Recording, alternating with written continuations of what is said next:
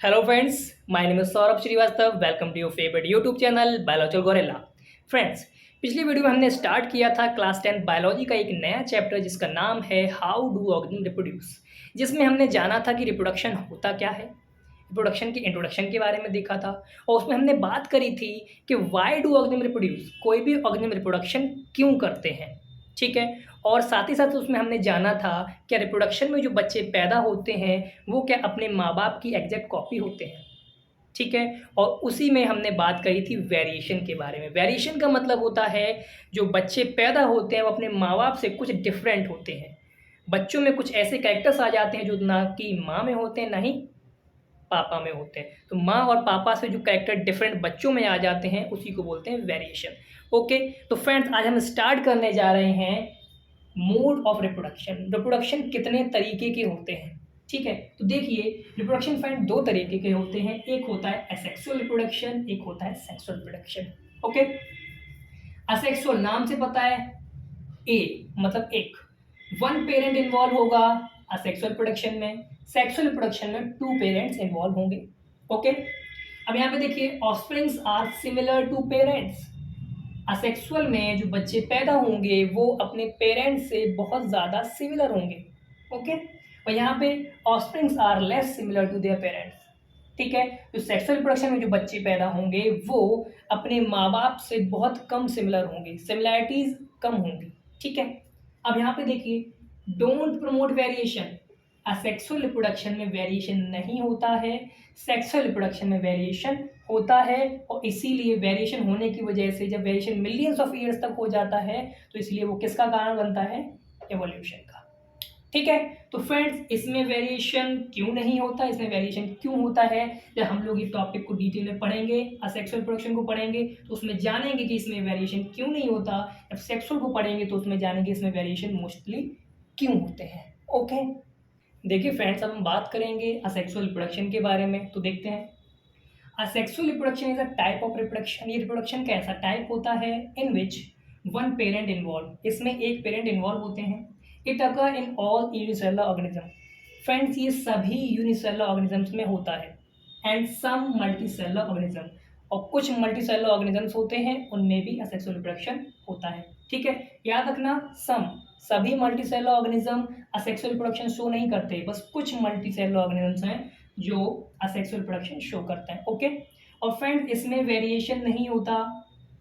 ये इसलिए होता है क्योंकि फ्रेंड इसमें सिंगल पेरेंट इन्वॉल्व है। देखो लिखा है ना, वन पेरेंट इन्वॉल्व है, तो वही सिंगल पेरेंट अपने जैसे बच्चे प्रोड्यूस कर लेता है तो उसमें ज़्यादा वेरिएशन नहीं आते। बट सेक्सुअल रिप्रोडक्शन में क्या होता है, मेल फीमेल दोनों पार्टिसिपेट करते हैं, तो मेल गैमिट और फीमेल गैमिट दोनों आके कंबाइन करते हैं तो उसमें क्या है, मिक्सिंग हो जाती है। तो उसमें ना तो पूरी तरीके से मम्मी के कैरेक्टर्स आते हैं ना ही पूरी तरीके से पापा के कैरेक्टर्स आते हैं, बट मिक्स्ड कैरेक्टर आते हैं। इसी वजह से वेरिएशन आ जाता है। जो बच्चे हैं ना तो फुल्ली पापा की तरह दिखते हैं ना ही मम्मी की तरह देखते हैं। क्यों? क्योंकि उनमें मिक्सिंग हुई है, तो कुछ मम्मी के कैरेक्टर्स कुछ पापा के कैरेक्टर्स।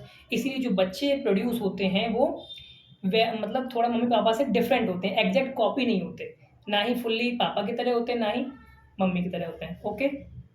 अब देखिए, असेक्सुअल रिप्रोडक्शन जो है इसके कुछ टाइप्स होते हैं। देखिए कौन कौन से टाइप्स हैं। सबसे पहला है फिजन।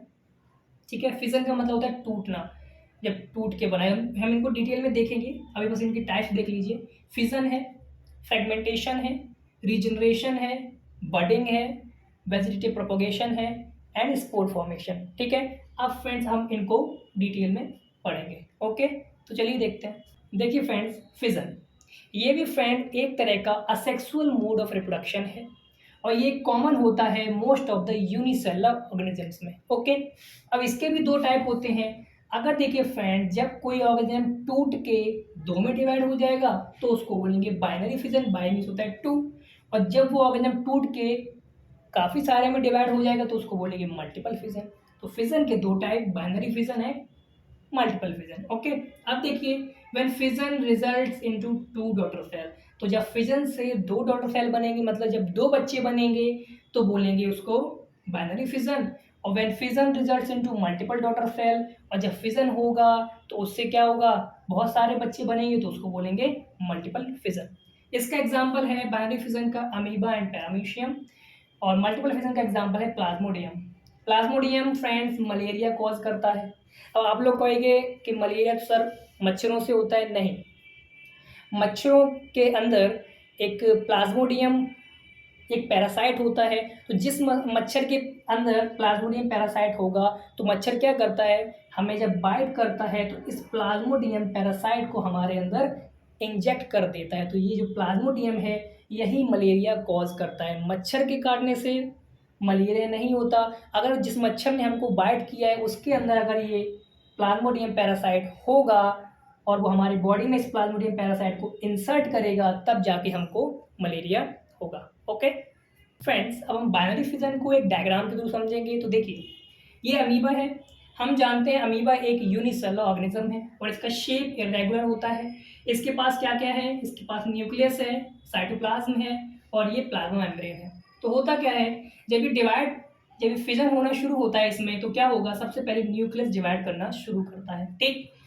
और न्यूक्लियस डिवाइड हो जाता है तो सबसे पहले क्या होगा फ्रेंड, फिजन में न्यूक्लियस डिवाइड होता है। इस प्रोसेस को बोलते हैं कैरियोकाइनेसिस। उसके बाद क्या होता है, ये जो प्लाज्मा मेम्ब्रेन है और ये साइटोप्लाज्म है ये भी डिवाइड हो जाते हैं। उस प्रोसेस को बोलते हैं साइटोकाइनेसिस। तो सबसे पहले क्या होगा, कैरियोकाइनेसिस मीन्स न्यूक्लियस डिवाइड होगा, फिर होगा साइटोकाइनेसिस मीन्स जो सेल है बची हुई वो भी डिवाइड हो जाएगी और फाइनली 2 डॉटर सेल्स बन जाती हैं। तो इसीलिए इसको बोलते हैं बाइनरी फिजन। ओके फ्रेंड्स, अब मल्टीपल फिजन को हम लोग एक डायग्राम के थ्रू समझेंगे। तो देखिए सबसे पहले फ्रेंड जो मल्टीपल फिजन होता है वो एडवर्स कंडीशन में होता है।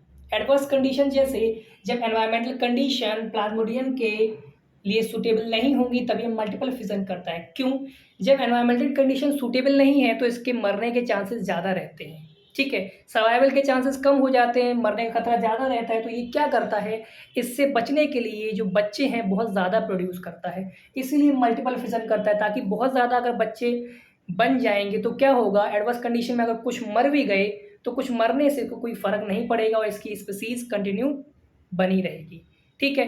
तो एक चीज़ याद रखना, ये कब होता है, ये एडवर्स कंडीशंस में होता है। तो क्या है देखिए, प्लाज्मोडियम है ये, इसका ये न्यूक्लियस है, इसके अंदर ये साइटोप्लाज्म भरा हुआ है और ये बाहर इसकी प्लाज्मा मेम्ब्रेन।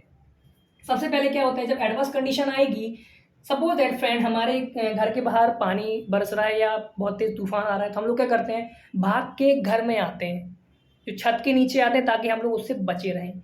तो फ्रेंड वैसा ही कुछ ये भी करते हैं। ये क्या करते हैं, जब एडवर्स कंडीशन आएगी तो ये अपने चारों तरफ एक सिस्ट बना लेते हैं, कवरिंग बना लेते हैं जिससे ये अपने आप को बचा सके। सिस्ट बना लिया ये, ठीक। अब सिस्ट बनाने के बाद क्या होगा, फिर फ्रेंड ये जो न्यूक्लियस है ये न्यूक्लियर डिवाइड करता है। तो न्यूक्लियर डिवीजन होता है और न्यूक्लियस कई बार डिवाइड कर जाता है क्योंकि एडवर्स कंडीशन है और इसको कई सारे बच्चे बनाने हैं, क्योंकि अगर कुछ मर भी जाएं तो इसको फर्क ना पड़े, ठीक है। तो देखिए न्यूक्लियस डिवाइड हो गया। अब न्यूक्लियस डिवाइड होने के बाद क्या होता है, इसके ऊपर ये ऐसे प्लाज्मा मेम्ब्रेन आ जाती है। तो ऐसे देखिए मल्टीपल सेल्स बन गई और फिर क्या होता है, जब कंडीशन फेवरेबल हो जाती है, जैसे बारिश बंद हो गई, आंधी तूफान चला गया, तो हम लोग क्या करते हैं, घरों के बाहर निकल आते हैं, भाई मौसम का आनंद लेते हैं कि हाँ भाई हरियाली है, देखो कितने अच्छे हरे हरे पेड़ लग रहे हैं। तो ठीक वैसे ही यहाँ पे होता है, जब एडवर्स कंडीशन चली गई तो क्या होगा, ये जो सिस्ट है ये रप्चर करती है, सिस्ट रप्चर करती है, सिस्ट फटेगी और इसमें से मल्टीपल डॉटर सेल्स बाहर निकल आएंगी और इसी प्रोसेस को बोलते हैं मल्टीपल फिजन। ओके फ्रेंड्स, आज के लिए इतना ही। इसके आगे हम लोग नेक्स्ट वीडियो में पढ़ेंगे। Okay, thank you.